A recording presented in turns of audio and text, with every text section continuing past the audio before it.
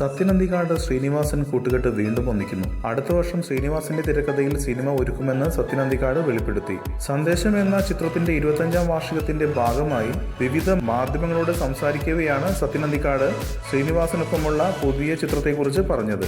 രാഷ്ട്രീയ ആക്ഷേപഹാസ്യ സ്വഭാവമുള്ള സിനിമയിൽ മോഹൻലാലിനെയാണ് നായകനായി പരിഗണിക്കുന്നത് എന്ന് സത്യൻ അന്തിക്കാട് വ്യക്തമാക്കി. നാടോടിക്കാറ്റ് സീരീസിലെ 4ാം ഭാഗത്തിനായി ശ്രീനിവാസനും സത്യൻ അന്തിക്കാടും മോഹൻലാലും വീണ്ടും ഒരുമിക്കുന്നുവെന്ന് വാർത്തകൾ വന്നിരുന്നു. ഇത് തൽക്കാലം ഉപേക്ഷിച്ചതായി പിന്നീട് സത്യൻ അന്തിക്കാട് പറഞ്ഞു. 2002-ൽ യാത്രക്കാരുടെ ശ്രദ്ധയ്ക്ക് എന്ന ചിത്രത്തിനായാണ് സത്യനും ശ്രീനിവാസനും അവസാനമായി ഒരുമിച്ചത്.